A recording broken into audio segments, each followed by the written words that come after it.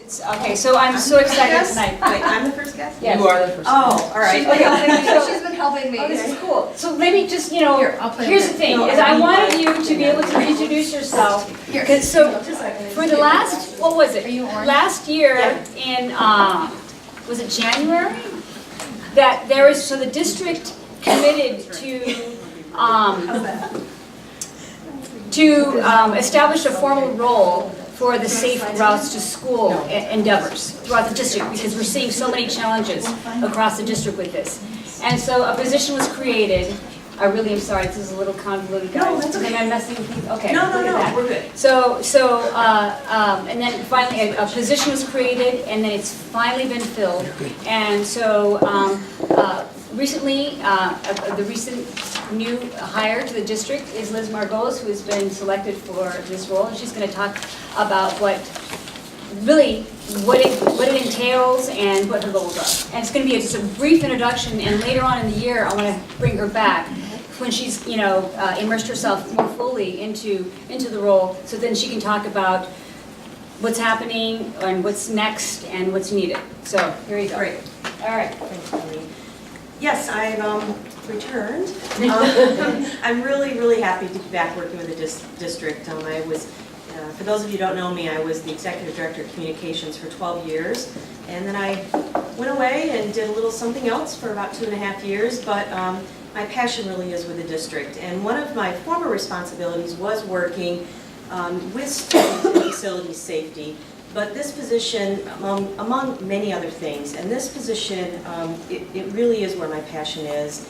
And I really learned a lot when I was here before, and already in about the month that I've been here, I think I started off the ground running and have learned a lot of things, but I'm very focused. I'm staying in my lane, and I have very defined objectives, which I'm going to go through quickly here. And then as Carlene said, I will be happy to come back anytime and give you little updates on what's going on with the schools that we are initially visiting and doing site visits and making some changes. I've already been to about 7 schools since I've been here. We've got a plan in place for a lot of things. Not every school will be on our site visit list this year because some of the schools don't need us as much as some of the other schools do, and I'm sure many of you know, based on your school work, there's some real critical issues going on. So I'm just going to briefly go through what my responsibilities are, and I know I have just about 10 minutes, so I'll do this fast in case you have a few questions. So basically, this is the top priority of the school district because in order for a school district to teach children and for children to learn, you need to have a safe learning environment. So this really is our top priority. These are sort of the 4 buckets of responsibilities for this position. I'm going to help facilitate and support safe routes to school plans. And that's going to mean different things for different schools. A school like A2 STEAM, where Carlene is doing a yeoman's job of their Safe Route to School grant. Some schools may have some mini grant opportunities. Some schools may not have the grant opportunities at this point. So we're going to be taking baby steps with those schools, but every school should have a Safe Route to Schools plan. Every administrator knows that, and I'm going to be working to support them on that. I work with a lot of our city, our sheriff's department, law enforcement, our Pittsfield Township, and a lot of different community agencies that we all have to work together for the safety of our students and our facilities. I'm going to oversee an education campaign to work with students, staff, parents, and most importantly as well, the community about pedestrian transportation safety and our traffic flows around our schools. The traffic flow plans are one of the first plans that I'm really jumping into around a lot of our schools. Our growth is wonderful, but our schools are mostly landlocked and more cars, more buses are coming in, so we need to develop some plans to help deal with that traffic condition. And then working with our local law enforcement, 4 years ago, we instituted the ALICE response protocol training in our schools, and I'm really pleased that I will be starting to train, work with our local law enforcement and train staff that haven't been trained in that in the spring and then in the fall again, so that all of our staff are trained in the ALICE protocol. What is I was the gonna ALICE say ALICE that. protocol, sure. So for those that haven't, it's an intruder response protocol, and about 1,200 of our staff were trained probably about 4.5 years ago now. And we will have parent meetings at the time for parents that are new to this. It's a response that teaches, and the schools are actively practicing it now with their kids. It teaches responses beyond just lockdowns. It teaches evacuation techniques. I will be very honest with you, it is a pretty tough training to go through, but it's very important, and it gives, the biggest thing I always heard from staff after their training was how it empowered them. It empowered them to think about different ways to respond. We are obviously planning for a worst case scenario. God hope that that never happens, but we have to be prepared. And there is some student appropriateness levels, depending on the grade level, where teachers talk a little bit with students about it, and your students have probably, don't know, they're probably being talked to about it. It's not a scary kind of thing, it's very age appropriate. And at our high school, some of our students actually get involved with us in some of our training methods. So again, I could come back and do a whole session on ALICE for you guys. Again, just a couple of our key points. We need to have safe schools welcoming. Our facilities should provide, and our staff should communicate a sense of confidence and security for our students, engaging our stakeholders, and being prepared to plan, practice, and implement the protocols that offer these assurances.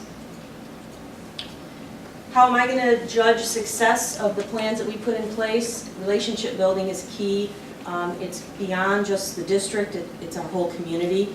That's probably one of my biggest challenges, is to get beyond our district parents and the people that are driving by our schools every day and get them to understand the importance of their travel plans and how they interact with our cars, our students, and our buses. Listening, evaluating, communicating, and then developing some benchmarks for some tangible tracking results. First year, what I'm going to be doing, I'm meeting with the school administration teams, I'm assessing their safety plans. Ann Arbor, we have very close partners with the Ann Arbor Police Department, city engineer, our transportation as well. In Carpenter, we work with Pittsfield Township Safety, and we have started already doing site reviews on some of our locations.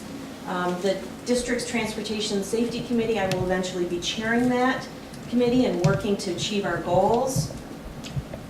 Again, I talked about the ALICE training. In January and February, our principals are going to go through a PowerPoint deck with our staff just to review the training and introduce it to staff that haven't seen it before. So they're going to be talking a lot about it in the schools.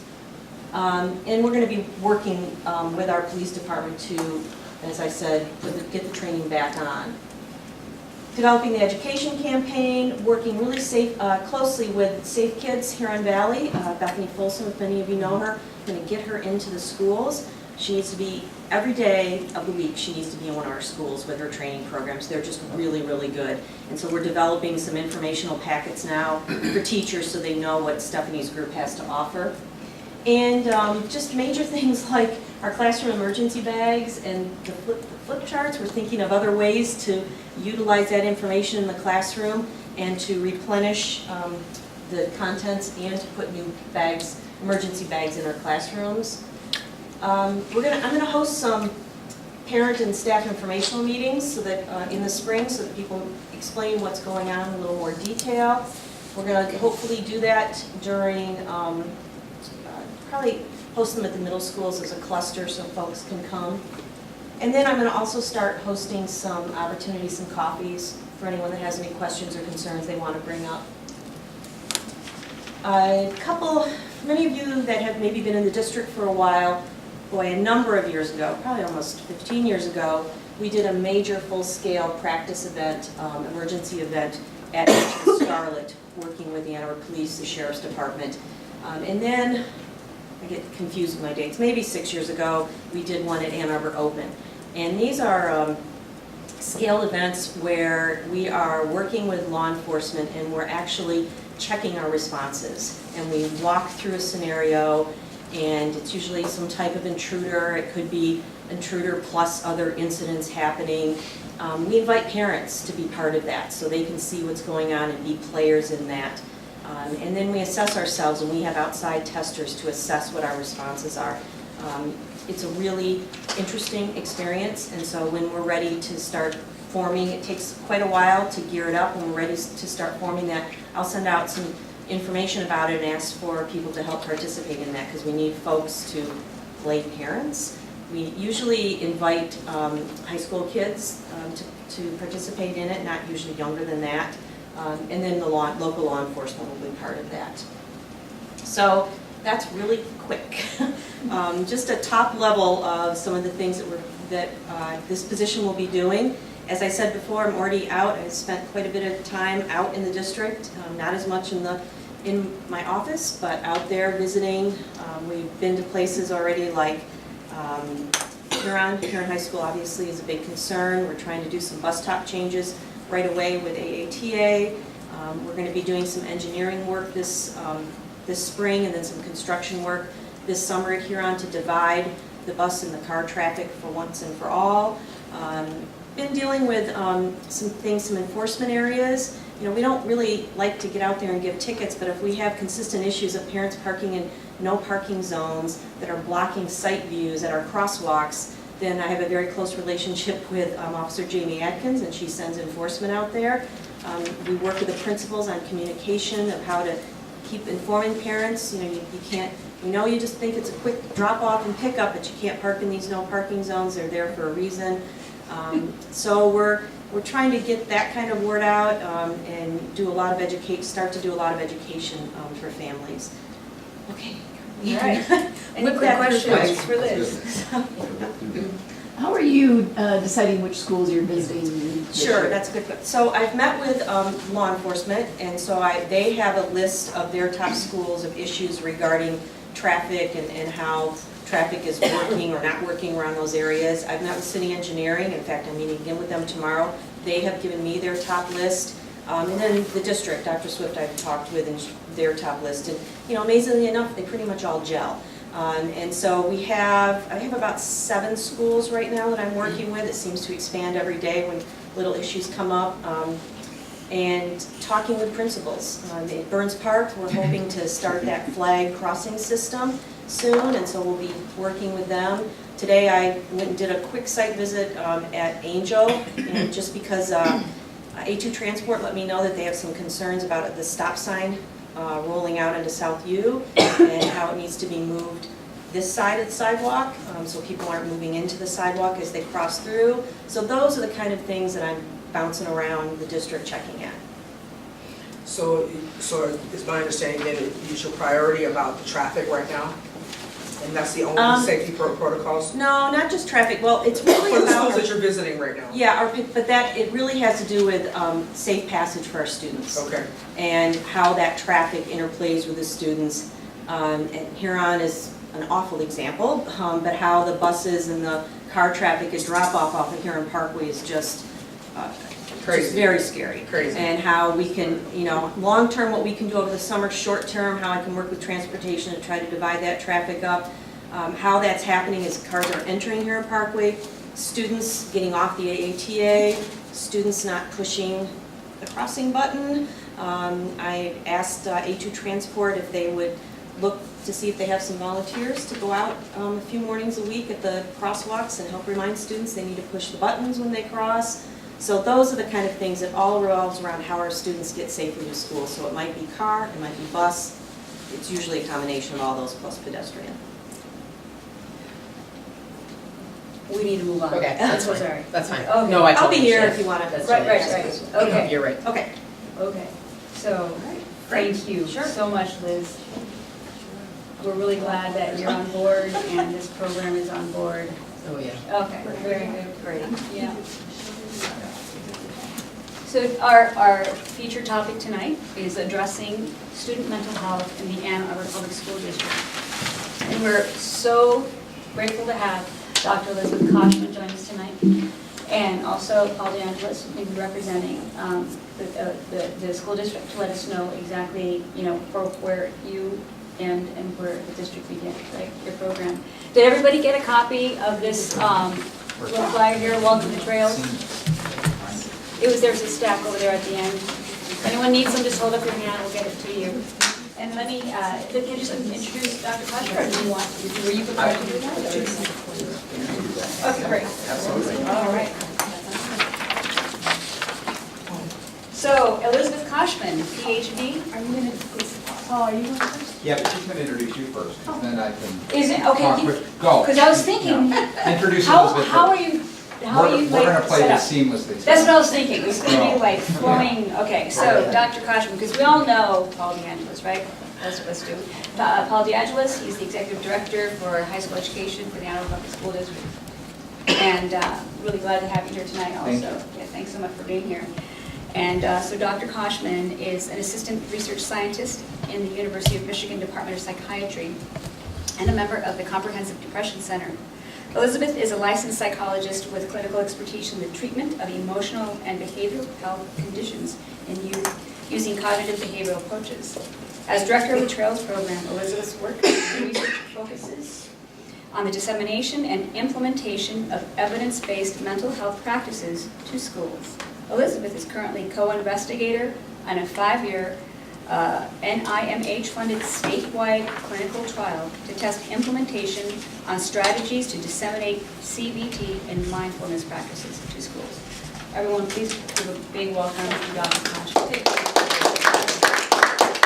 You have to listen to me first. What you didn't say in introducing her is there's no better friend to our school district around the issues of mental health than Elizabeth. And nobody captivates a room of people on a very difficult subject better than she does. And you'll see that in just a minute. So if you're disappointed, it's your fault. Sorry. Elizabeth has been doing work in our district for how many years? 7, 8? 7 or 8 years. In the last couple of years, you've been doing some real intensive work, especially with our Skyline staff as they piloted, and I like to say piloted, some things that are going to transform the way we take care of students. I still can't talk about the issues I'm going to talk to you about without kind of getting emotional. It's still hard for me to talk about these things because of just how difficult a year we had last year. I came to this district from Birmingham last September, and one of the last things I did in my previous district was bury a first grader who died at a birthday party with all of her friends there. And it was actually one of my principals who pulled her out of the pool. He was there with his kids and actually pulled that young lady out of the pool. And that was tough. And then in a 9-week stretch of time, in the fall, we buried 6 of our own students here in Ann Arbor. And in total last year, we dealt with 9 student deaths. It was a terrible year. It was a terrible year. And as we went through each one of those crisis events, we learned a little bit more about what we needed to do to get better at responding to crisis. We learned a little bit more about what we needed to do to help our principals stand up in front of their staffs and deliver that bad news. We learned more about what our staff and our teachers especially who were with that group of students at that first thing in the morning or whenever we were making that announcement about the death of one of their classmates. We learned that we needed to be better for them. We learned that we needed to be better for our students. We learned that we needed to be better for our parents. And the other 2 executive directors, Jazz, Dawn, me, Leanne, Dr. Swift, others, we spent a lot of time last spring, especially after the death that we had at Skyline at the very end of the year. We spent a lot of time asking ourselves some really tough questions. We responded well in all of those situations. I believe that, and I believe that what we heard back from our principals and from our staff and from our parents was that we responded very, very well. But you can never do this as well as you want to do it. And if you've been in a crisis with your own family, you know that. You reflect back and you just want to be better. And we knew that our own expertise wasn't going to be good enough. And so This past summer, we had an idea.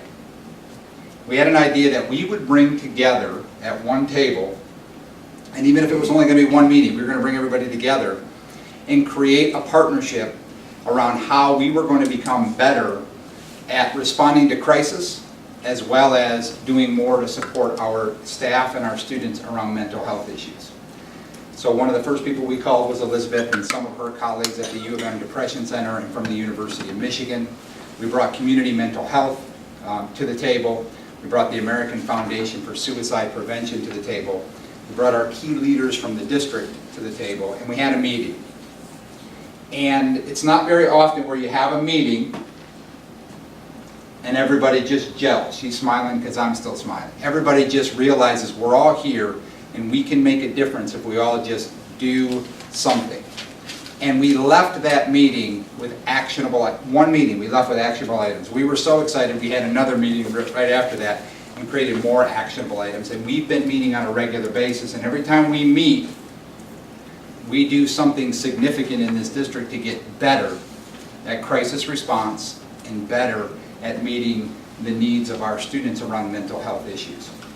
That first meeting led to a great partnership between Community Mental Health, the American Foundation for Suicide Prevention, and the school district, where 30 of our staff members in the first couple of weeks of school sat in this room and went through 2 days of critical incident stress management, CISM training.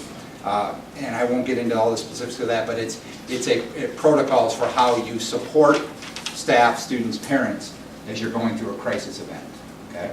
By the middle of September, we had 117 of our support staff over at the University of Michigan. Elizabeth organized at the Depression Center auditorium there, and we took our 117 of our support staff, counselors, psychologists, social workers, interventionists, administrators, through how we were going to utilize a common referral form, one referral form that all 32 schools now use, and a suicide evaluation scale for, you guys get all crisis screening. We were able to get everybody trained in that. So everyone uses the same exact protocol. In that short amount of time between that first meeting and that meeting, we organized protocols around how we use the community mental health crisis team to come in and support us if we have a student in crisis. We've gone through a second round of CISM training, so now 60-something people in our district have been through that critical incident stress management, including many of our administrators who certainly need those protocols. I could go on and on and on to tell you that some amazing things have happened, and we'll continue to do some amazing things. I stand here today, more than a year after our first tragedy, and I can tell you that our ability to respond in crisis is astronomically better than it was before. And part of what Elizabeth's going to talk to you about today are some of the ways that we're going to be significantly better at supporting our students around the mental health issues that they're dealing with and training our staff to better respond to that. There are some staggering statistics. Forget about the 9 deaths that we had just for a moment. I just want to share some statistics with you. 30% of youth have mental health concerns. 50% of those children are economically disadvantaged. 35% of the U of M Psych ER services for mental health are pediatric. 10 years ago, that number was less than 10%.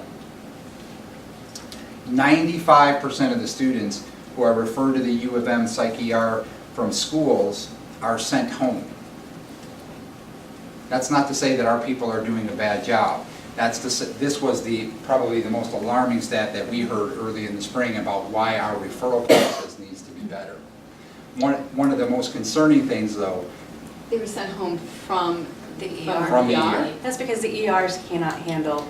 That's part of it. That's part of it. And part of it was we just knew that we had to do a better job of, for lack of a better term, triaging the students that we were seeing in crisis. And we can do that now with the training that we've been through, with the referrals and the protocols that we've been through, with the assistance of community mental health who's been trained on those same protocols. We feel like we can be a whole lot better at getting people the right type of support and services that they need, without it being always that dance of sending them over to the ER, then being dismissed and trying to find places for them to go. This is, but what you just talked about, room for everybody and care is a big issue.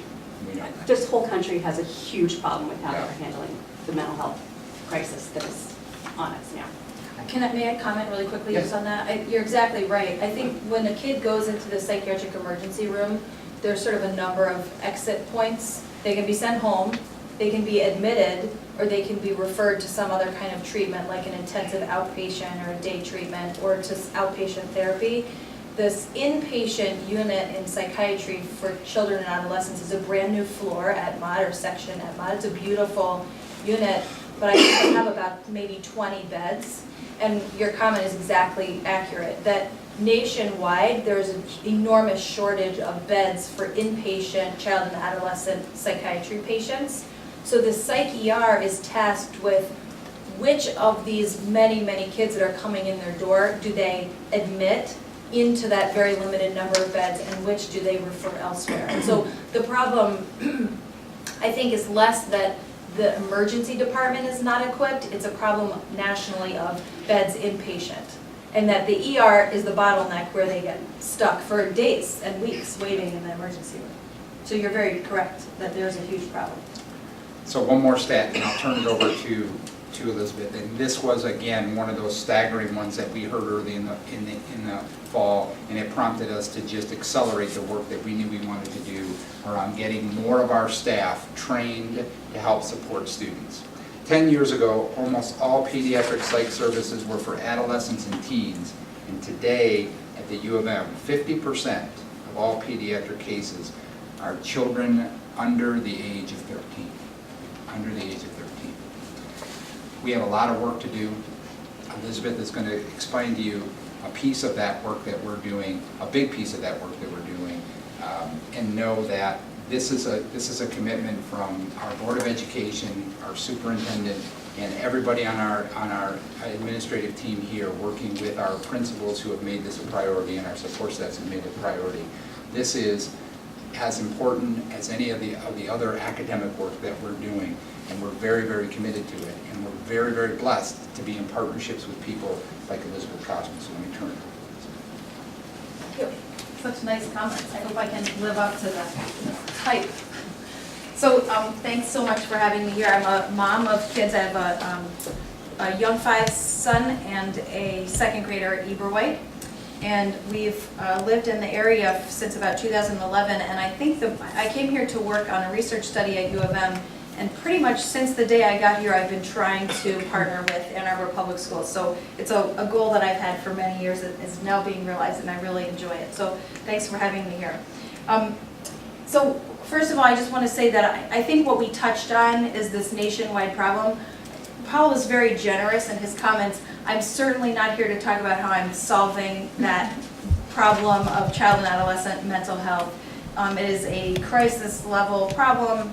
It is nationwide. Levels of depression and anxiety in our kids are skyrocketing. And I certainly am not about to present a one-size-fits-all solution.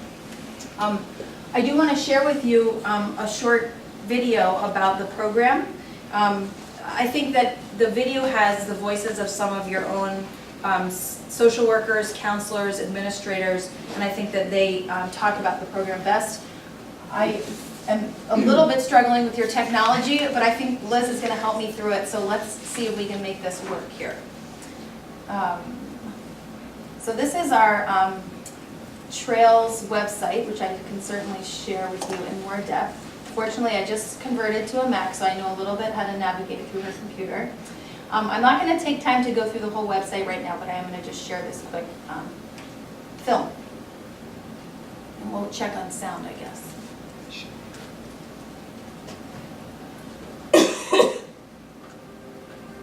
Every day across the country, Is that okay, students Sam? are walking through the doors of every school in every city who are severely impacted by mental illness.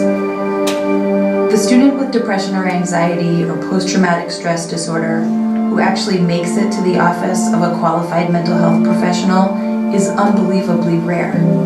The vast majority of these kids deal with their symptoms alone, and often they don't even know that they have an illness. School is often the only source of behavioral health care that these kids will get, which means that if care isn't effective, those students are never going to get better.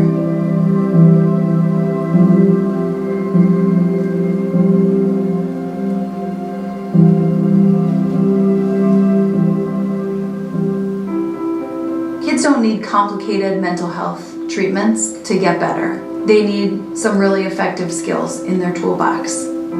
Unfortunately, we know that of the kids who have these serious mental health illnesses, about 20% of them are accessing treatment. The rest of them can't get there, can't afford it, are too ashamed to go, and are dealing with their mental health symptoms alone. So on a typical day in my office, I could really see students that are struggling with homelessness, depression for sure every day, anxiety, students that are self-harming, lots of suicidal ideation, really a lot of domestic disputes at home, and then also the environmental things just in a school, so bullying and friendship and relationship troubles. Well, we know that 60% of students are going to experience trauma of some sort, homelessness, violence, abuse, neglect. And about 40% are going to experience depression or anxiety before they graduate, which is exactly the reason why I think we need to be equipped in the schools to be able to help these kids. What I found after years of working with students, I've always felt I could connect with them, but I never really was feeling strong and actually being able to help them with whatever those issues might be effectively and efficiently, which is pretty imperative, I think, in the school setting. So I find with CBT, these skills, I can still form those relationships, but I'm able to help them quicker, more efficiently, which I know is an important thing in a school setting. The talk therapy and the things that we were doing in the past were not working. We needed CBT and we needed an expert to come in and help us do that. And so to have a group where we get to talk about these skills and to have an expert say, like, actually, let me help with that one, takes the weight off of your shoulders and helps you collaborate. You feel like a professional that's being supported.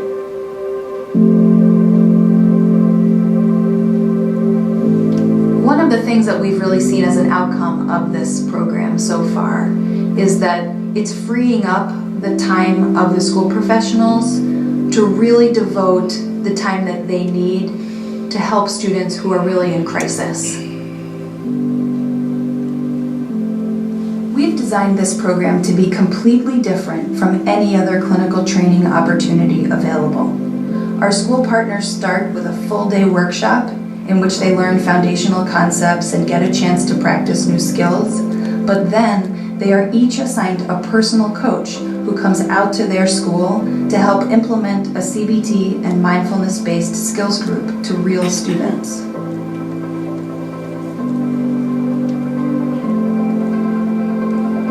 I think most students, you just see them feel better and not as upset when they leave, and be able to quantify that by, yeah, I was able to get back to class in 10 minutes today. I think we were really at a breaking point where we were pretty overwhelmed with students struggling with different mental health concerns and really dealing with those issues one at a time. And I think this gave us an opportunity to work with students in a group environment. And I think it's powerful for students to work with other students who are going through some of the same things that they are. I'm really grateful to the relationship that we formed with the University of Michigan. So the resources and coaching and just the support through the project has been phenomenal. And I think we're at a point now where I think we're really in a place where we've learned the skills, we've practiced them, they've been successful, and the program will just grow from here. If it were up to me, every kid in every school in America would be learning effective coping strategies. If we send our kids off to college and adulthood without any idea of how to manage rejection or disappointment or failure, we're setting them up for a disaster. I think that CBT and mindfulness are skills that everyone can benefit from. We all have times in our life that are harder than others, and if you have an effective skill in your toolkit that can help you stay grounded, help you remember your goals, help pick you up when you're feeling really down, you're going to be able to not only survive those moments, but you're going to benefit from those moments. They're going to make you stronger, and those moments are not going to be setbacks. They're going to be the times when you really got your footing and really knew where to go. Using the CBT program in schools, it helps getting past being embarrassed, because you are part of a group where everyone is going through something and you don't feel so like isolated or left out, and you don't have to feel embarrassed because you know other people are going through things that you are. I just feel like it's really a testament who I am today compared to who I was. Like, graduation is in 11 days and I'm speaking at graduation in front of everybody, and I feel like this group helped a lot. I personally, before the CBT, did not like any type of therapy, any type of anything, because I felt like it was just scripted and I felt like it wasn't genuine and I didn't like it. But to look at the difference from therapy and a one-on-one, and then look at the difference to a CBT with a group, the whole room is just accepting because everyone there has something to work on. To be really down on myself a lot. I was angry a lot and never really thought things through. Kind of just acted on emotion. You know, it really does help you, at least opens you up to different ideas or different ways of coping with whatever they may be dealing with. I think even just being aware that there is a way out is good enough. This program is truly changing the ways in which children and adolescents across the country will be able to access effective mental health care, enabling students to be healthier and more resilient no matter what hurdles they may encounter.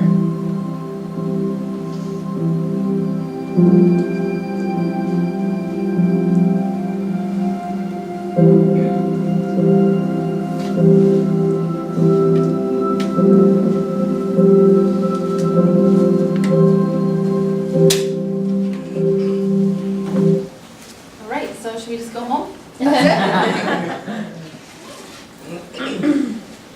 So, let's see, now, look at that.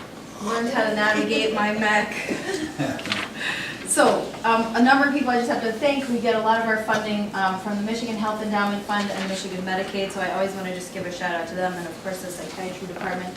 So I'm going to try to go through my slides quickly. I want to save time for some conversation because I'm very interested in your thoughts and ideas about how a program like Trails could best integrate with the district and where there's room for us to have an impact.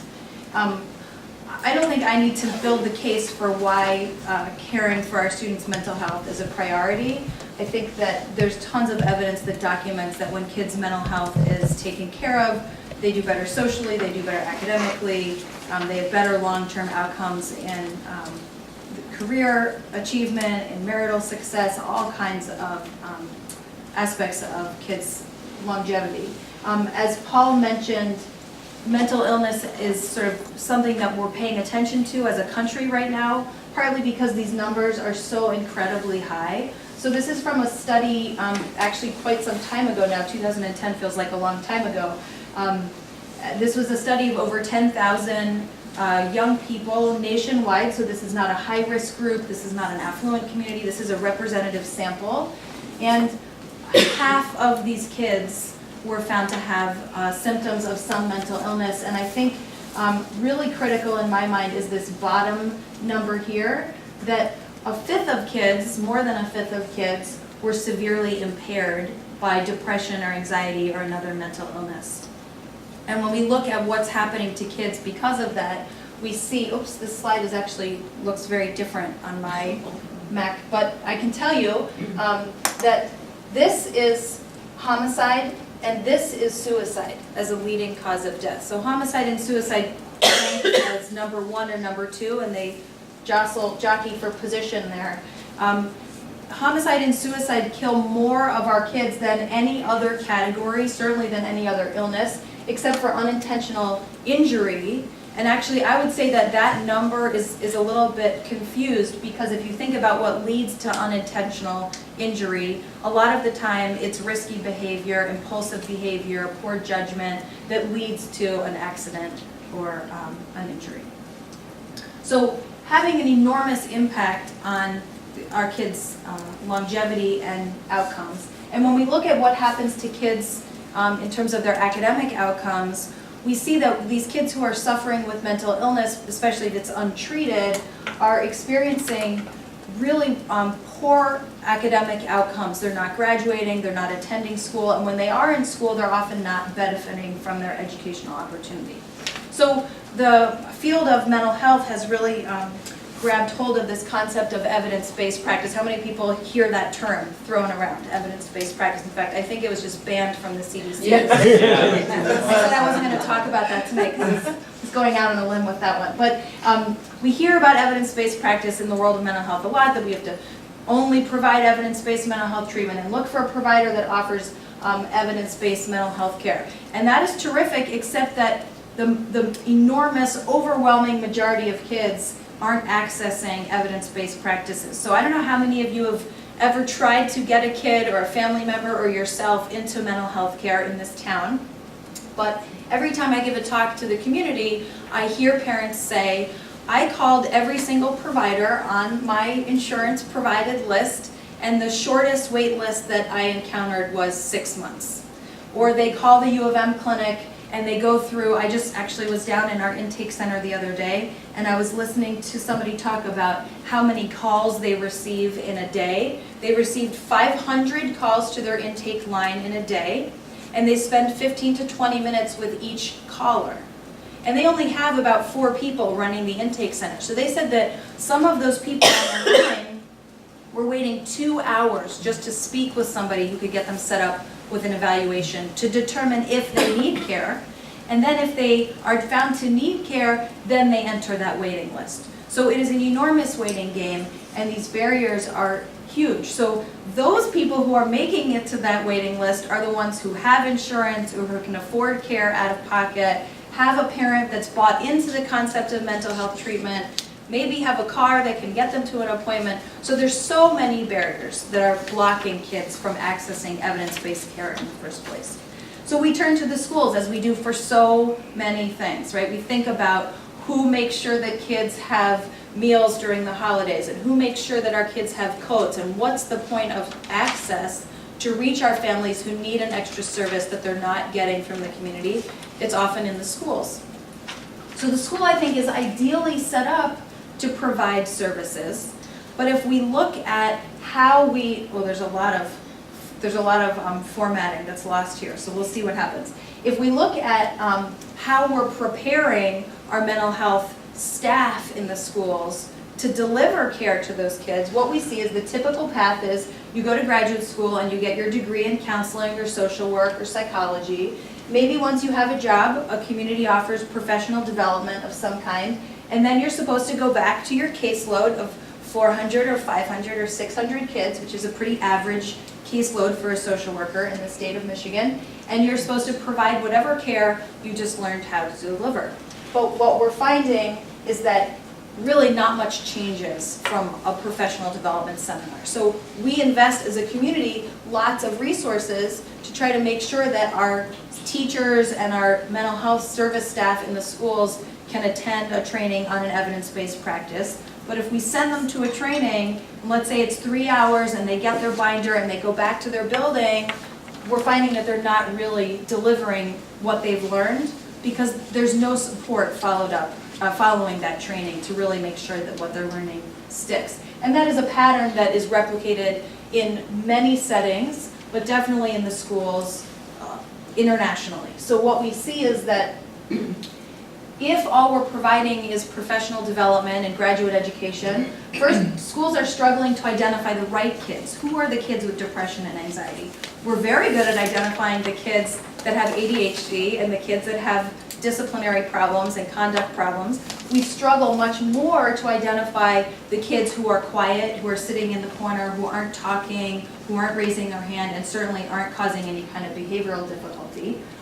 We're really struggling to boost the perceptions of evidence-based practices in our school professionals. So if you're a social worker, and again, you have that caseload of, say, 500 kids, and you think, I really want to learn about a practice that's good for my students with anxiety, and you go to Google or Google Scholar, or let's say you go to some other sophisticated search engine that's going to get you materials, you may find hundreds and hundreds of protocols that say, this is the most evidence-based practice for working with kids with depression and anxiety. And then you look at the studies, and they're primarily upper middle class Caucasian families that enter a clinical trial at some research setting in order to provide the evidence that a treatment is effective. And the kids that are making it into those clinical trials as research subjects by the authors of the treatments, those are kids who can be excluded if they have another condition, if they have a cognitive disability, if they're not proficient in English, if they don't make enough of the appointments. They're excluded from the research study that's providing the evidence of efficacy of that treatment. And the result is that when you shift these treatments into the real world, into a school setting, you end up with school professionals who really hate the practices because they're not getting the results that the practice is supposed to be eliciting.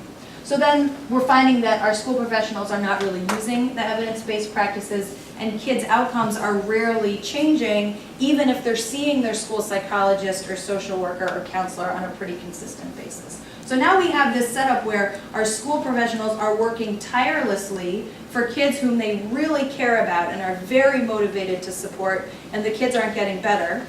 And if you ask yourself, what is the #1 problem that faces a school counselor, it's burnout. Because after a year like you had last year, they feel like they're spinning their wheels and they're trying so hard and they're investing their souls into the work they're doing, and their kids aren't getting better. So there's pretty recent research, a sort of field called implementation science, is a field that's looking at how do we add something to this picture so that when we provide training to our school professionals, it's sticking. So an implementation strategy is an approach to providing training that is studied, that is found to actually show that it's having an impact on the clinical behavior, the professional behavior of the target audience that you're trying to train. And we see from community-based work as well as school settings that implementation strategies can really have an impact. So TRAILS is a model of an implementation strategy, and we have 3 components. That's not what it looks like on my screen, however. We'll see where we get. So we offer didactic instruction to school professionals. We usually host a 1-day training. It's about 6 to 8 hours, where we provide training in an array of skills that come from the most current evidence on what works for kids with depression and anxiety. We don't teach one manual. We don't say, here are the 12 sessions that you need to provide to your kids with anxiety, because some school counselors are going to see that kid for exactly 1 day. And so we want to give them a set of tools that if they think that's their only chance to interface with that student, they can pick the tool that they think is going to have the biggest impact. But if they are going to have a chance to meet with a kid, say, over a period of 6 weeks or 12 weeks or a full semester, we also want them to have a variety of tools. So we do a day-long professional development where we teach them the skills that we think they can use flexibly that fit with a school professional's role. We follow that up with giving them access to our website, which I can certainly share in a moment. Our website hosts materials, agendas for delivering material to students, access to online resources and links. Did you have a question? I did. I'm seeing a lot of top-down approaches here. Do you provide any training on bottom-up theories? So yes, so let's come back to your question. Okay. Tell me if I haven't answered it at the end. But okay. I think the short answer is yes, okay. But we'll come back to it. Okay. And then we provide every school professional who's gone through our training with a coach. So the coach is a community mental health expert, and in fact, in recent years, it's been some of our prior school professionals who have now become coaches, who comes out to the school and they co-deliver a skills group for students with existing mental health difficulties, so that the school professional can get extra support over a period of several weeks in the skills that we taught in the professional development. So in terms of what we're trying to teach them in, again, we're focusing on a set of skills rather than one protocol or one manual. CBT, cognitive behavioral therapy skills, and mindfulness are the most evidence-based approaches for this middle tier. So, and I'm not sure if this is what you mean by bottom up, but we certainly want to sandwich prevention, stigma reduction, education and awareness training, information for schools so that if there's a kid who's in there just thinking that they're a bad kid or they're a lazy kid or they're a problem kid, that maybe they will hear a message through a school-delivered education and awareness campaign, and they'll say, oh, maybe I'm not a bad kid, maybe this is depression, or a teacher who views a kid in a new light because of some education and awareness and might think, this isn't a kid with a behavior problem, this is a kid who's experienced trauma and is unable to regulate in the classroom. Now they have a place to refer these kids to these groups that are run by their school professionals. And then of course, many of these kids turn out to be kids who are at risk for suicide or homicide, and those are the kids who we can push up to the top tier, as Paul was talking about, and we're working with the local schools right now and actually across the whole county to think about how are we screening for suicide and homicide risk. And once we identify a kid who really belongs in this top of this pyramid, how do we communicate with psychiatric emergency departments across the state, really.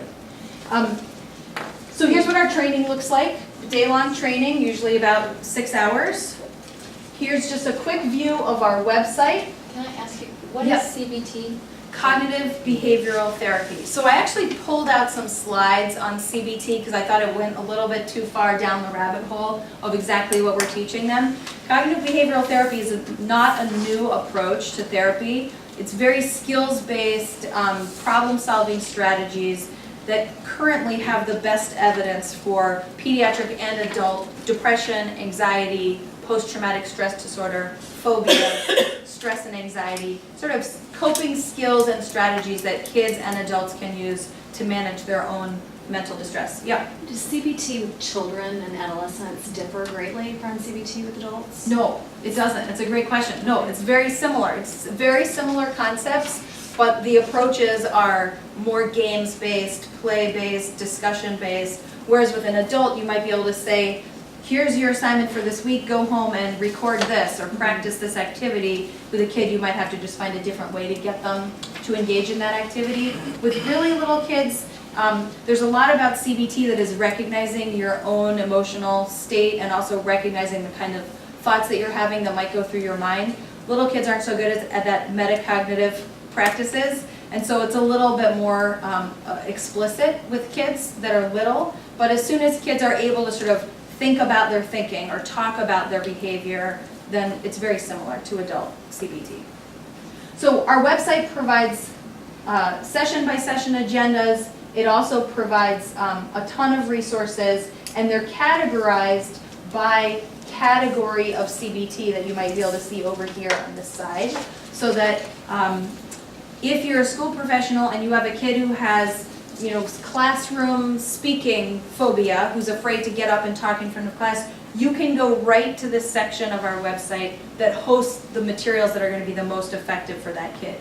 If you have a kid who's not coming into the building because of anxiety, there's a section of the website that's great for that. If you have a kid who is the kind with their hood up and their head down and they're not participating and not talking and sort of staying in bed until 2 in the afternoon, you can go to a section of our website that will give that school professional resources right for that problem. I just wanted to share this picture. We're in the middle.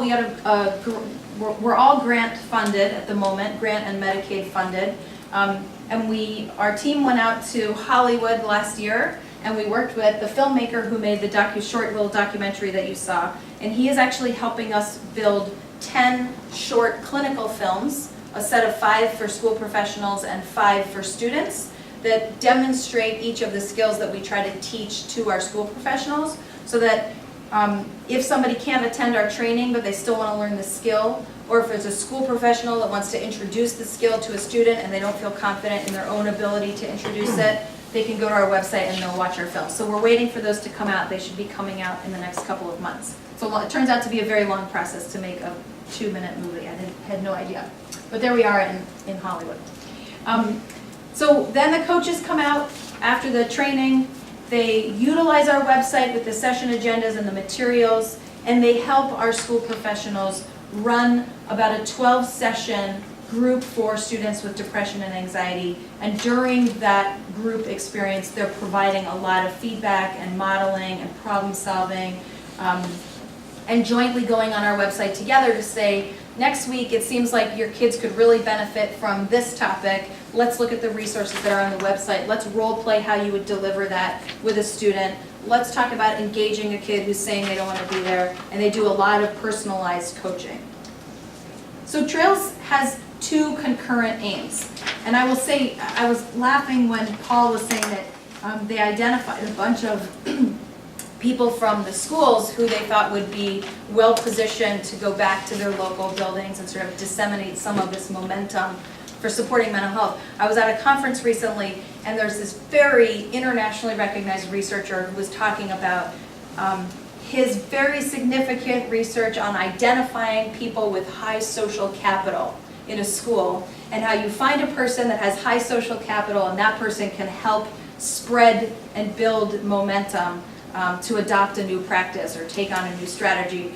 And it's great research, and I have a lot of respect and admiration for this researcher, but it's the same thing as finding your Jonathan Sterns and your Colleen Creels and whoever they might be out in your schools and saying, hey, can you be part of this team because we know that you have a good reputation across your district. So they're doing exactly that, and we are pulling together the leaders within counseling, within social work, within school psychology, and we're developing this Trails model starting with Ann Arbor, and that's where a lot of our piloting has been. And when you asked about ground up, Trails began by a school coming to the Depression Center and saying, here are our problems. We have too many kids with mental health. We are not equipped to respond to their needs. We want help and support knowing how we should respond to them, what we need to be doing. And we went back and sort of gave them a proposal, and they said that would work and that part wouldn't, and we need to adjust it. And part of our problem is stigma, and how do you address stigma? So I would say it's been a very collaborative development of this model, integrating kids' feedback, staff feedback, and of course the evidence about what actually works for responding to mental health. So we're developing the Trails model still. It's certainly not complete.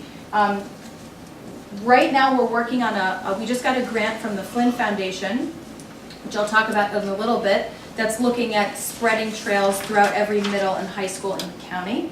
And at the same time, we're working on a statewide model in which we're trying to get trails into a school, 1 or more schools in every county. There's 83 counties in Michigan, so we're working to get it into every county in the state. At the same time we're still building trails, we're also studying it. We're studying its impact on school professionals as well as on students, and also looking at the cost. If it costs a district something to access training and coaching, does that ultimately financially benefit the district by reducing longer-term, bigger costs of homebound education, time spent with school professionals, trips to the ER, kids who don't make it through school, etc.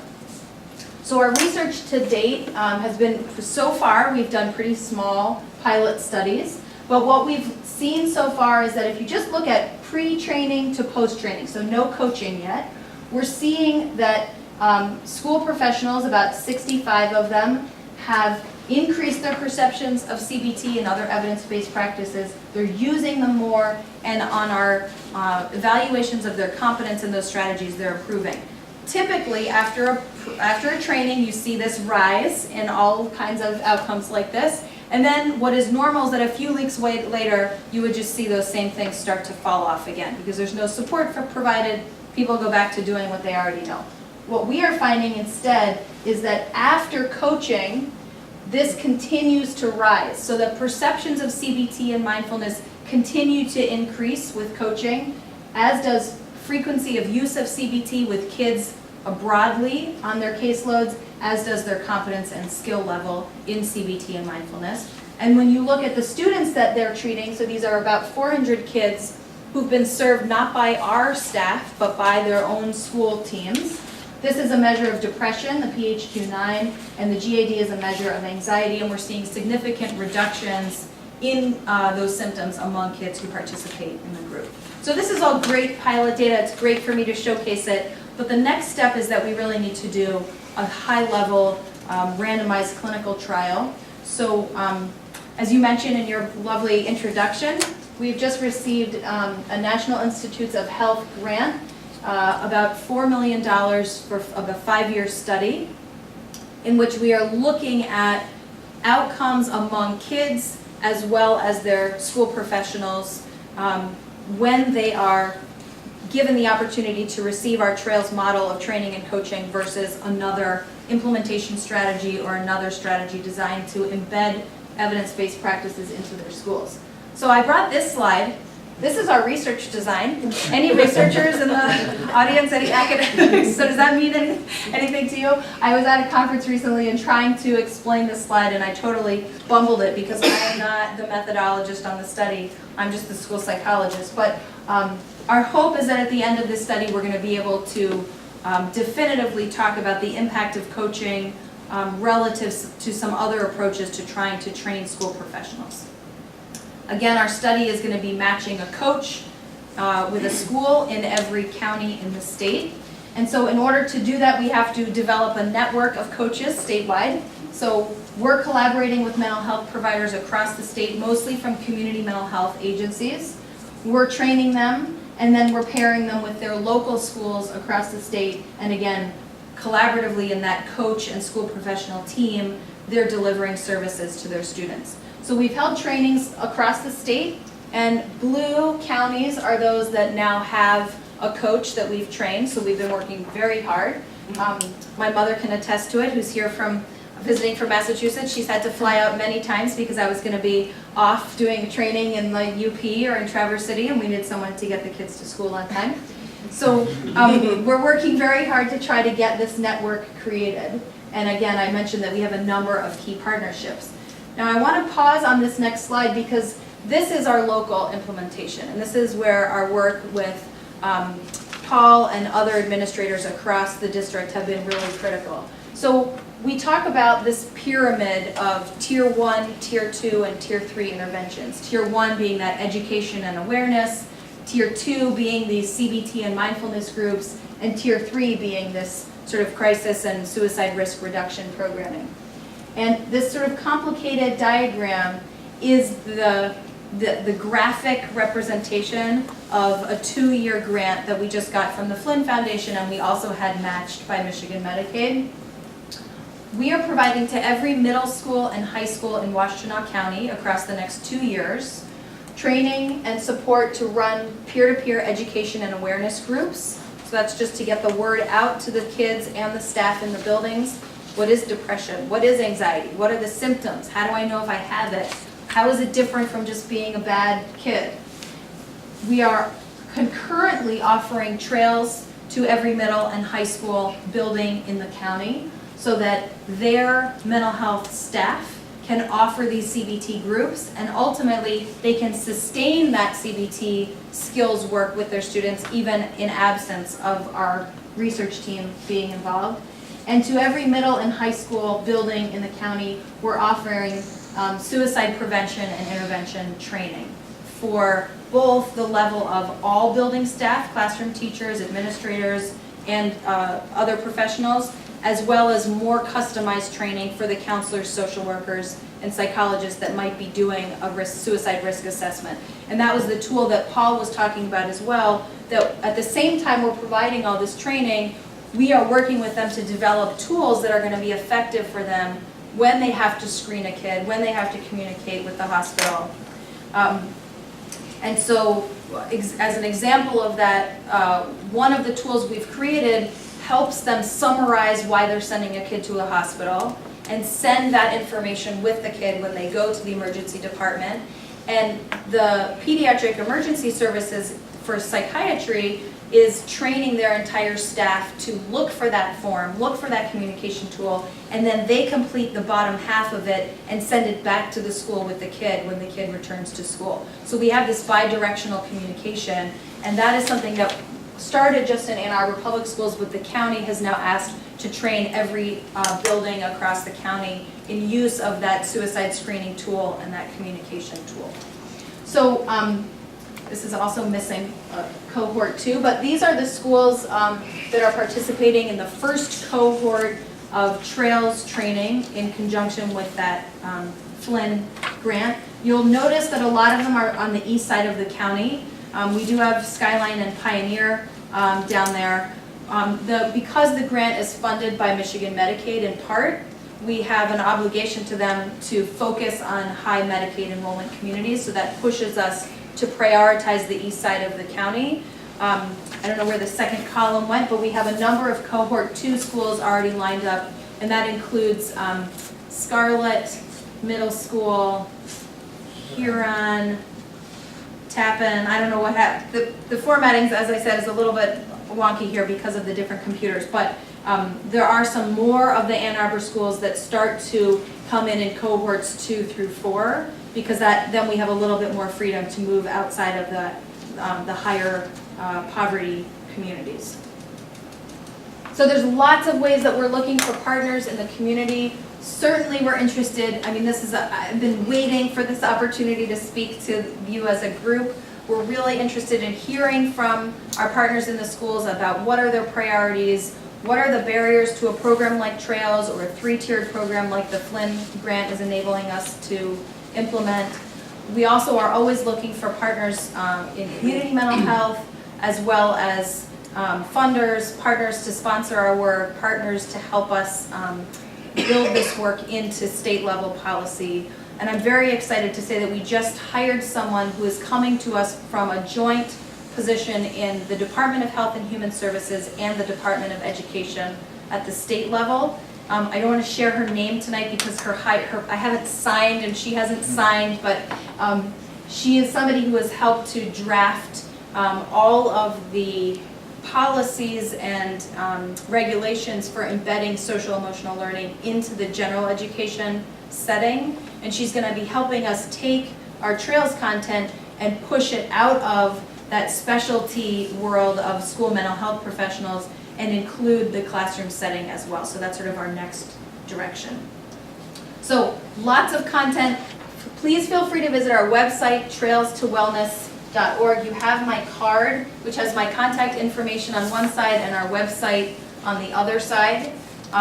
We have a great team. There's some of our lovely, largely female group. And I would be happy to talk with any of you. You know, I tried to be quick here, but I went over a little bit, lots to share. But please, I would love to hear some of your thoughts or reactions. Yeah. So, no, you didn't answer my question. Okay. My question is more, CBT and mindfulness are executive function skills. So are you doing anything to teach from the reptilian brain, starting from that part, like polyvagal theory? Yeah, so like breathing? The free, easiest way to address polyvagal? Yeah, so I would actually, are you a therapist? No. So I would actually ask you to consider that possibly CBT is not all metacognitive skills. So for example, this is one of our resources, mindfulness, yoga, meditation, walking meditation, deep breathing. Again, all that starts with executive functions. Deep breathing? Deep breathing doesn't. Yoga? But yes, yoga does. Well, this all sounds those like are top-down approaches. Yeah. And so if you look at the leading experts in trauma, and I know you're not talking specifically about trauma itself, yeah. but you know, you did touch on it. No, and the thing is that leading founders in trauma, Bessel, Vanderkorp, you know, they are looking at how there's intergenerational trauma coming with kids. So before your child is even born, they can be traumatized. Then let alone, we're starting now to recognize birth traumas, which, you know, when I had my kids, I have 12 and 13-year-old, I would have told you, no, I had great pregnancies and whatever. Well, no, that's not true for my second one. I was what I will kicked say at is 7 that- months, you know, Yeah. I mean, so he does have birth trauma. Yeah. Then he has developmental trauma. So So let me just stop you there, because I know there's probably a number of other questions. Definitely feel free to talk with me afterwards. What I will say is that I am not working to direct what kinds of treatments or approaches our school professionals are trained in, other than pulling from the literature. So when I see mindfulness, when I see yoga, when I see meditation as something that has strong evidence in research, then that's something that I pull into our skill set that we try to teach, and I'm certainly open to expanding that skill set, for sure. Yes, I don't know, who's going to start back there? I guess I have sort of two questions. Yeah. It was a 10 to 12 session. Yes. Now, is that over 3 months? Is that over 6 months? That was my one question. Yes. And then, do the kids have to do the whole sessions from like 1 to 6, or great can they question. come in the middle of this? It's a great question. So when we teach school professionals the content, we want to make sure that our coach is there to train and model and provide feedback on every single skill.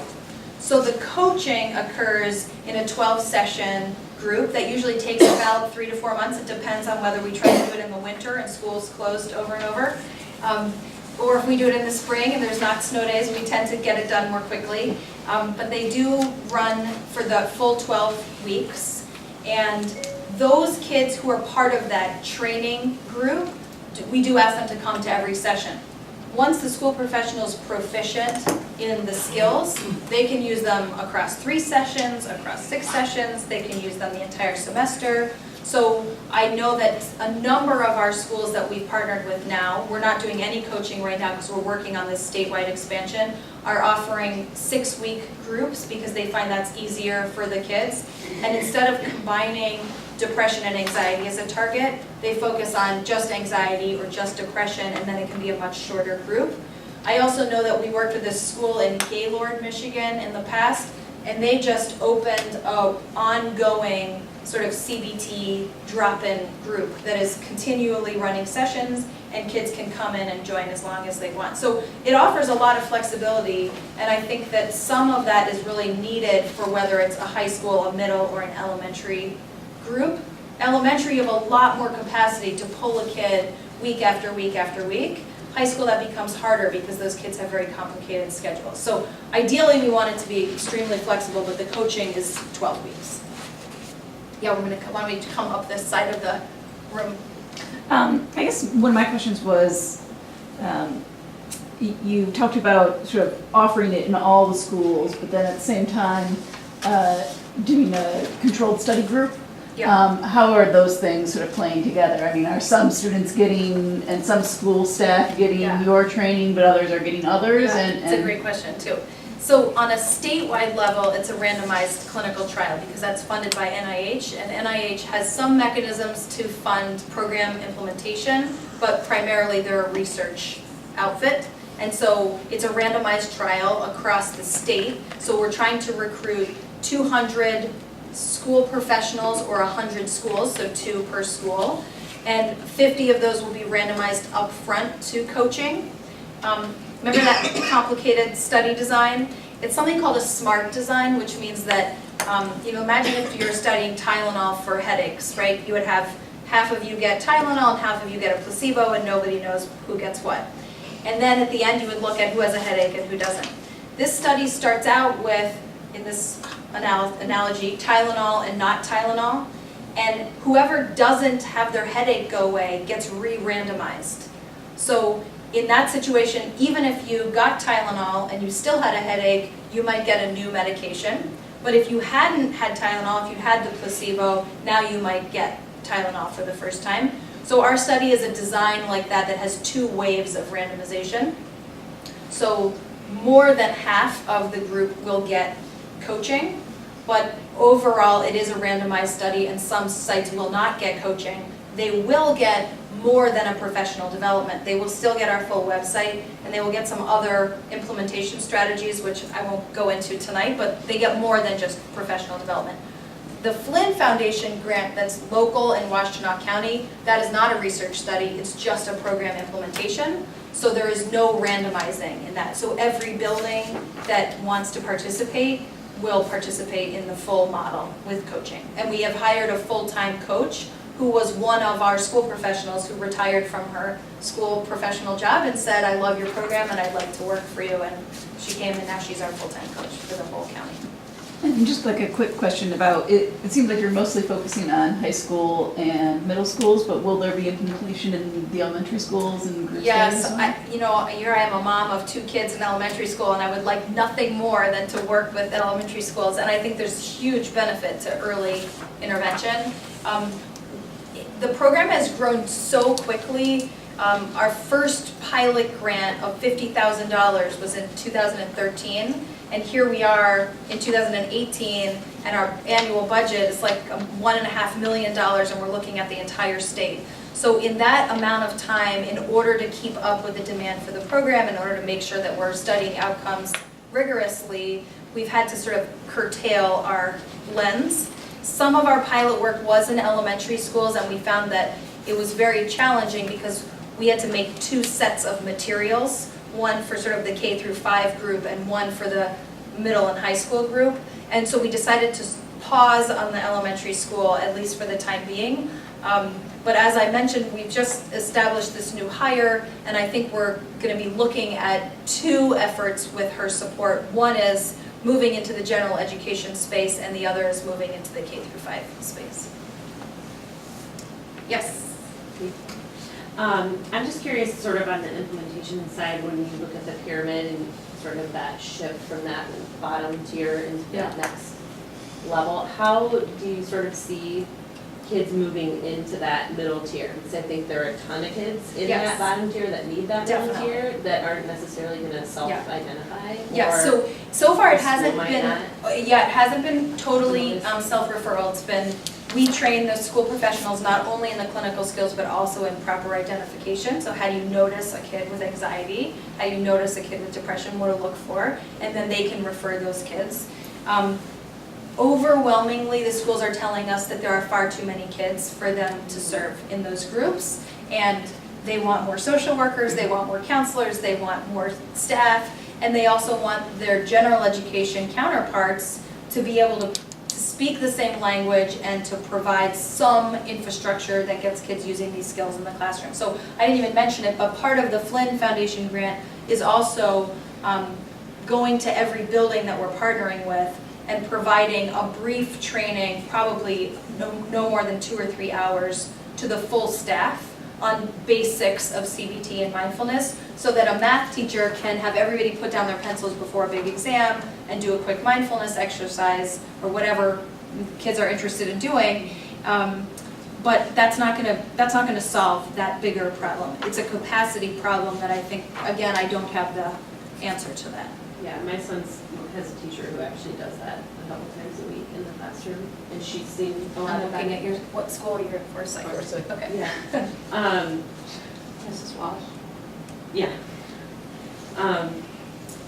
Yeah, anyway, it's just, I'm just curious because I think it's challenging on the academic side too to get, I mean, I just was told last week, my daughter has issues with reading, and the counselor's like, well, we're really busy and her grades are fine. Yeah. Okay, but That's she right. has no reading. She's not a kid skills. who's like a behavioral threat. Right. I mean, I don't know your daughter, but Yeah. assuming this is a kid who's not a behavioral threat, there is a triage order, and you can't respond to every kid. So I do know that in the schools that we've worked with, very often what we're seeing is that at the end of the semester or the trimester, the support staff come together, the mental health professionals in the building come together, and they make a list of every kid that they're thinking about, and they discuss who are the kids that should be in these CBT groups, and then the next semester or quarter or trimester, they run the group, and those are the kids who are referred. So they take referrals, they talk about the opportunity in their staff meetings, they try to get input from the teacher, but it is definitely not meeting the needs, of every kid in the building, definitely not. Yeah. I have 2 questions. One is, how do we get it in our school? And the second is, so when do these meetings occur? Like, what subjects are the kids missing? Yeah. I mean, So- is it before school or is it? Yeah, so What is it? the problem that if I had to say one problem that I'm trying to address with the program, it is access. So if we make it before school or after school, we immediately run into the same access problems, right? That requires a parent to drive you, or a cab, or a kid to wake up, or a kid to not have a job, or be able to stay after school. Most schools offer the groups, high schools offer the groups on a rotating basis. So they may offer a 6 to 10 session skills group for the same group of kids, but it rotates first it's first hour, then it's second hour, then it's third hour. So at the most, the kids are missing 2 classes if it's a school that has, 6 to 8 courses throughout the day. Community offers it in their, what is that time called? Forum. Some schools have offered it at lunch. There's no perfect time. And a school person will tell you there's no perfect time for them either.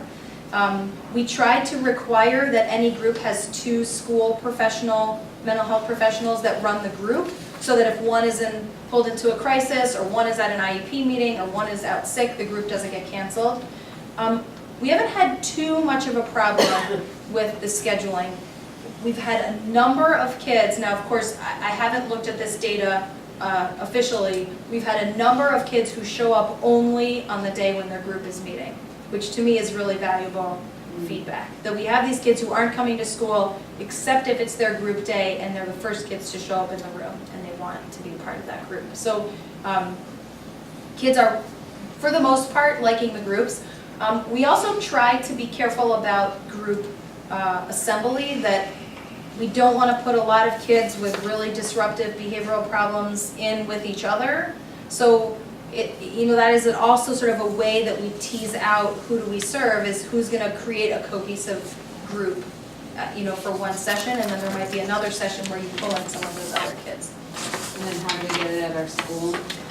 I think these guys are probably better positioned to answer that question about how do you get it into your schools. I think that we are looking at grant funding, we're looking at mechanisms to get it to become a reimbursable service by Medicaid, in which case the coaching could pay for itself by the coaches coming from the community mental health world and being able to bill for the time spent coaching. But it's a resource question. And it's the same thing for us. We're looking at any and all opportunities for us to accelerate the ways in which our staff get trained. This is the conversation that she and I have often, taking a look at that. So as we continue through the year, we'll look at whether we have the resources to allocate, and if they have the staff to be able to bring in to support us accelerating our school training. Because I thought at our first PTOC meeting, there was a discussion of, Dr. Swift was here and she went through everything that had been accomplished in the last year and plans, and part of it was a real focus on mental health. And I took away from that, maybe it was wrong, that it was going to be, these things were going to be in all of the schools, like the peer-to-peer counseling and all, and that we were going to make a major effort for beginning with the high schools and then the middle schools and then the elementary schools. Is this a separate issue? Like, is Trails separate from what we're getting done at all the schools, or is this what it is? I'm not sure. Dr. Swift is standing. So I really appreciate, thank you, I really appreciate that question. So this is a great highlight from among many efforts moving forward in the district. So there are peer-to-peer support groups going in all of our in all of our high schools. This is one great example of how we go about that. But so there are lowercase and then uppercase. Trails is an uppercase program, a proper noun. And so we love this program, we want more of this. But that doesn't mean that there aren't efforts underway in every single school, because there are. Okay, in the high schools, the middle schools, and the elementaries? Yes, exactly. Okay. And one of the things that Paul and his colleagues, Don Linden at elementary and Jazz Parks at middle, will bring for you when we have time. Currently, we talked about the time issue tonight, so we squeezed everything, but we can show you a district model that kind of puts everything into perspective of what we're working on, both the proper noun programs and the just lowercase programs. So. Okay, thank you. Okay, I'm you- glad you are here when I asked that question. Thank you. I would say too that we have our website has a contact us page, and we'd love to hear from any of you that have further questions. But there's a drop-down menu that says, tell us, are you a school professional? If you are you in middle, elementary, or high school? And that feature on our website has only been active for less than a year. I think we've had over 70 requests from across the state to put the program in the schools. And I think every middle school in Ann Arbor has emailed me personally to say, how can we get this in the building? And I don't always know the answer because I can't get always the grants to pay to have the program come to every building. My hope is that the NIH grant, we should have all of our data collected by 2020, and within a year after that, some publications out and some capacity to say definitively, here's how you save money, here's how your kids do better academically, here's how your staff does better in their clinical behavior, and my hope is that we can then take it to the state legislature and say, can you get this into your buildings? There is a model that I'm very interested in, which is that probably many of you know, maybe all of you, I'm not sure what your connection to this process is, that at the end of the year, the schools do a needs assessment that becomes part of their school improvement plan. They submit the plan. I'm speaking I'm in your territory, so correct me where I mess up. That they submit that plan to the state, and then their title funds come back to support elements of that school improvement plan. And it is my belief that we could definitely put trails as a component of a school improvement plan and access some of those title funds, depending on which kids we target for servicing through the program. So that's a model that I think about a lot. I also think about having coaching for trails and training for trails become a Medicaid billable service so that Medicaid eligible providers can get reimbursed for time spent coaching. One of our biggest barriers is that we talk to agencies that we say we have this opportunity to train your staff to become a trails coach. They get CEUs, they get training, they get our website, they get U of M support. They're very excited, and then they say, wait, but what happens to that billable hour that my staff person misses by going out to a school to coach?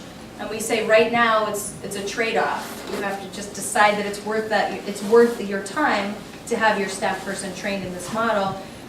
The majority of the agencies participate. Many agencies in higher needs communities say, I can't afford to lose those billable hours. And it's not hugely expensive. I think a MSW clinician in a community mental health office is probably reimbursed around $100 for an hour of treatment back to the agency, and we ask for a 20-hour commitment. So we're talking about $2,000 for a whole cycle of coaching, plus some of our expenses to run the program and keep the materials available. So it's not an enormously expensive program, doesn't solve the problem of every single kid. It's something that I think about the economics of it a lot. Well, this was very packed. It looks like do you have time for one more question? Yeah, do you have one more question? She looks like some she of has. the peer-to-peer with the capital P and the lowercase p, what trails is being, you have two components. You have this grant that you're doing, the statewide, the NIH grant for the statewide study, and then you're doing it in the county or in Ann Arbor district? Washtenaw County. Washtenaw County. So from the districts, from our perspective, what are we seeing? Where is it in which schools? And in 2 years, it's going to be rolled out over 2 years, or this year we're going to see it's in Skyline, it's in. I think I've blended a lot of the information, and I don't want to go back to my PTO and say this is where it is, and I really got wrong. So I think it's kind of important to know. To know which schools? Yes. So let me pull up that slide. Unfortunately, that was a slide that the formatting did not come. Oh, I see where it is though. It's moved down here. Let me, hold on. I'll bring it up there for you. Let's see if I can do it this way. So you can see it there, but let me see if I can. So these are the only locations that you are at. So so our first training is on January 11th. And these are the schools, let me make this bigger for you, sorry.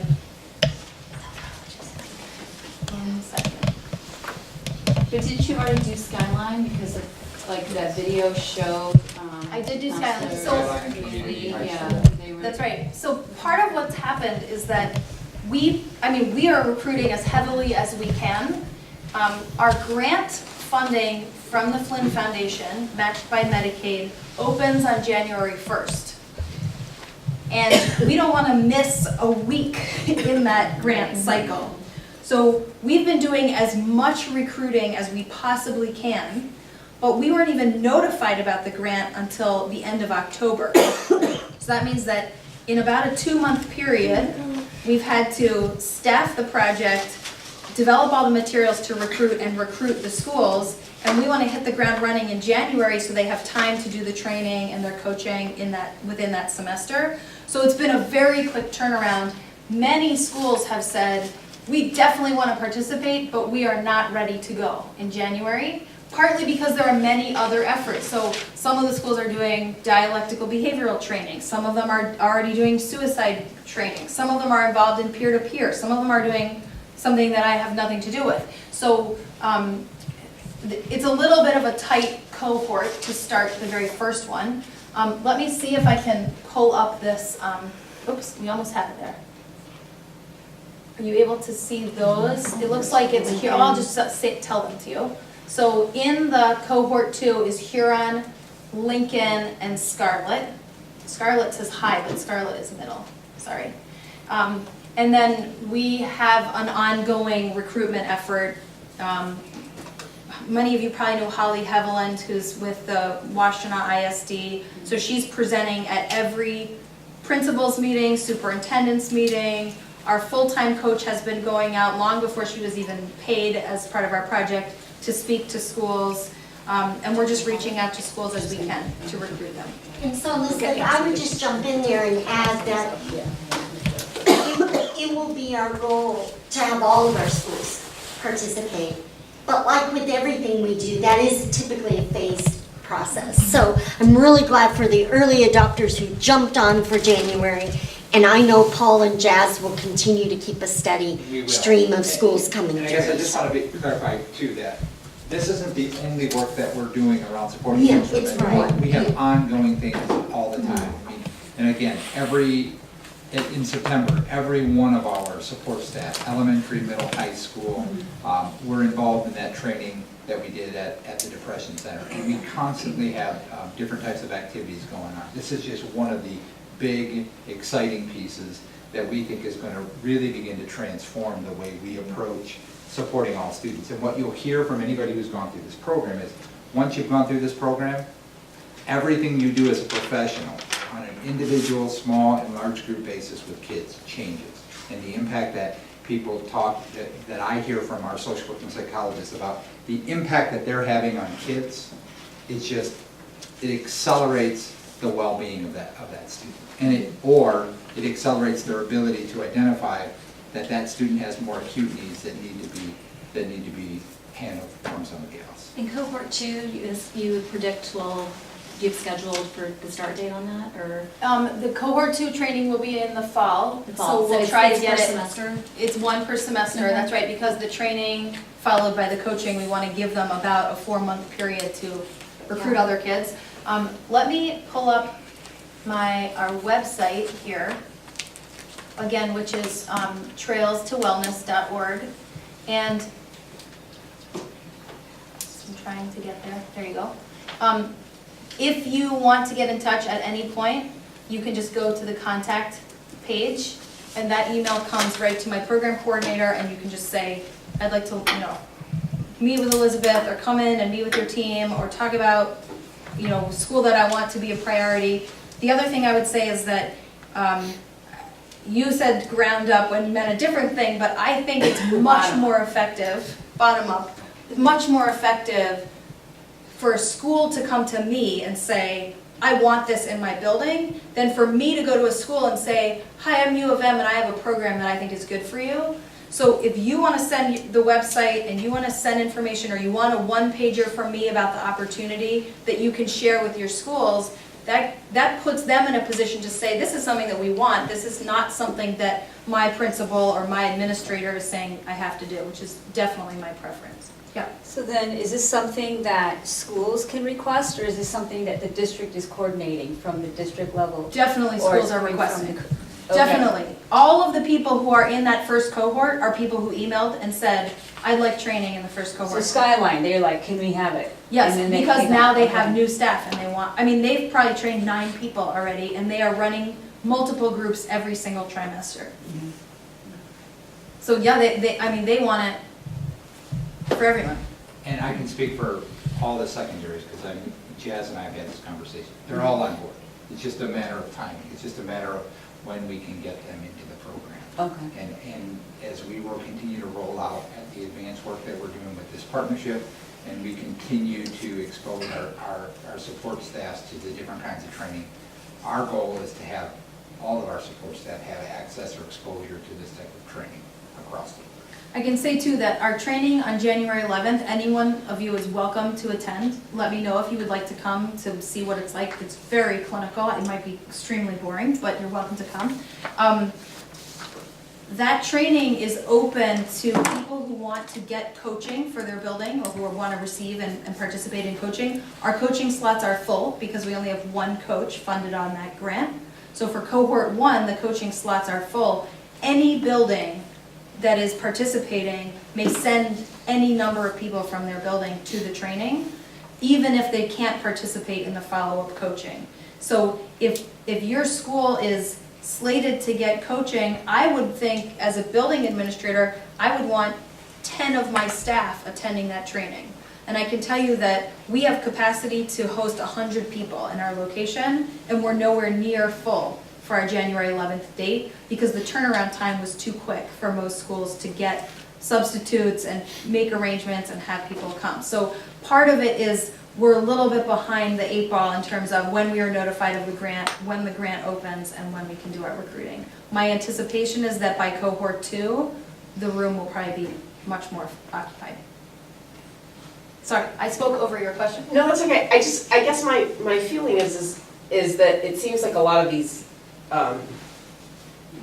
trainings or whatever that you're doing within students, what is sort of the maximum number of students that you think you could have in a group? Well, my experience is that you want more than about 6 because you have some absences and it's a little weird for kids when there's only about 4 of them. Yeah.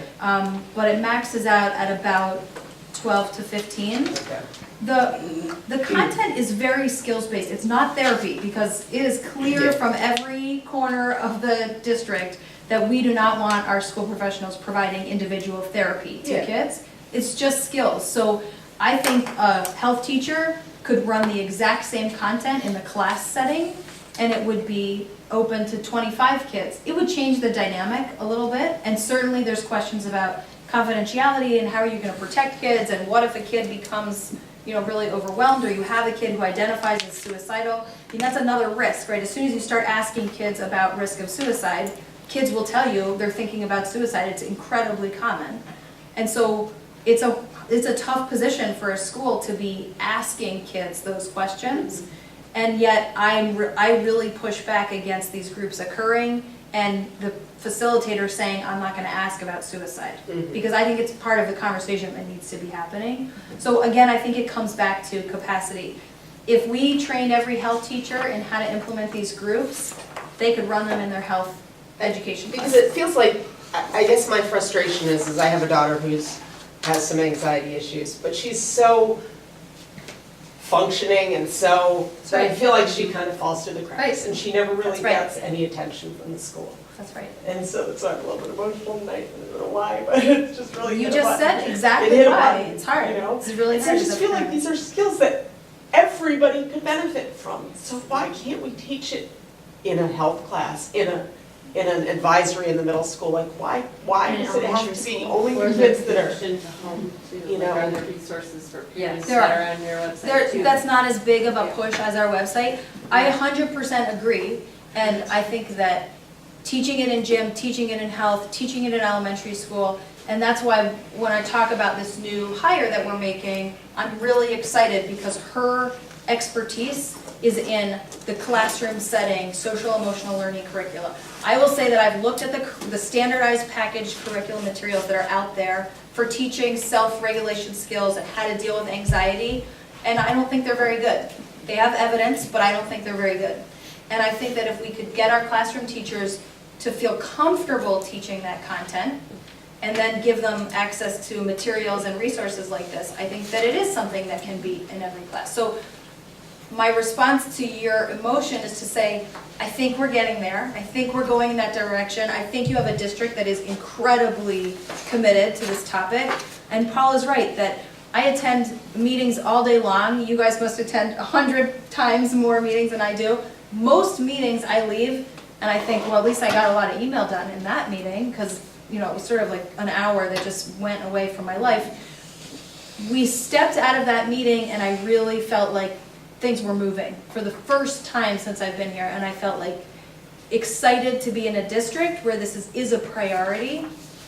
And I do think it's going to make its way to more kids. I do think it is a process, and the funding is not always there, and the capacity is not there until the funding is.